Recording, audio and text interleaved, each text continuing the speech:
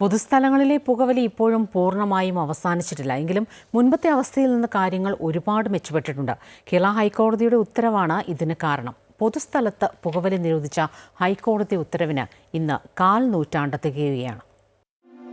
പുകവലി ആരോഗ്യത്തിന് ഹാനികരമെന്നും ശ്വാസകോശം സ്പോഞ്ച് പോലെയാണെന്നും വലിക്കുന്നവർക്കെല്ലാം അറിയാം. എന്നാൽ ഈ ദുശീലത്തിന് അടിമപ്പെട്ടവരുടെ ജീവിതം പുകഞ്ഞു തീരുന്നു. അവരുടെ തെറ്റിന് മറ്റുള്ളവർ ശിക്ഷിക്കപ്പെടുന്ന അവസ്ഥയ്ക്കാണ് 1/4 നൂറ്റാണ്ട് മുമ്പത്തെ കോടതി വിധി കേരളത്തിലെങ്കിലും മാറ്റം കൊണ്ടുവന്നത്.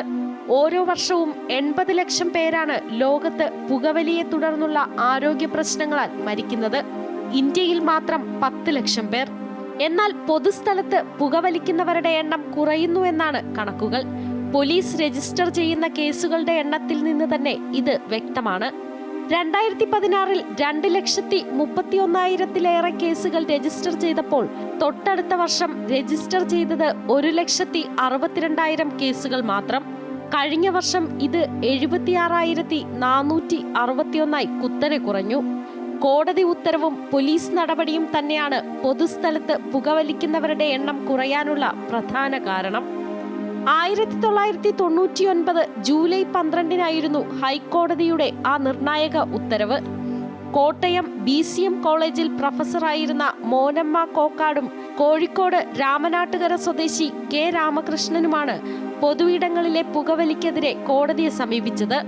അന്ന് ആക്ടിംഗ് ചീഫ് ജസ്റ്റിസ് ആയിരുന്ന AR ലക്ഷ്മണനും ജസ്റ്റിസ് K നാരായണക്കുറുപ്പും ഉൾപ്പെട്ട ഡിവിഷൻ ബെഞ്ചാണ് പൊതുസ്ഥലങ്ങളിൽ പുകവലിക്കരുതെന്ന് ഉത്തരവിട്ടത്. ഇതിനു പിന്നാലെ 2013 പൊതുസ്ഥലത്ത് പുകവലിക്കുന്നതിനെതിരെ കേന്ദ്ര നിയമവും നിലവിൽ വന്നു. പൊതുസ്ഥലത്ത് പുകവലിച്ചാൽ cigarette and other tobacco product act വകുപ്പ് 4 പ്രകാരമാണ് കേസെടുക്കുന്നത്. നിയമപ്രകാരം 1000 രൂപ വരെ പിഴ ഈടാക്കാം.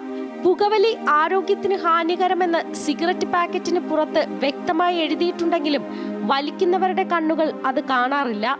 പുകവലി അടുത്തു നിൽക്കുന്നവരുടെ ആരോഗ്യത്തെയും ഗുരുതരമായി ബാധിക്കുന്നു. വലിക്കാത്തവരെ വെറുതെ വിടണം എന്ന താക്കീതുമായി കോടതി വിധി വന്നതിന്റെ ആശ്വാസത്തിലാണ് 1/4 നൂറ്റാണ്ട് തികയുന്നത്. News desk, Amrita TV.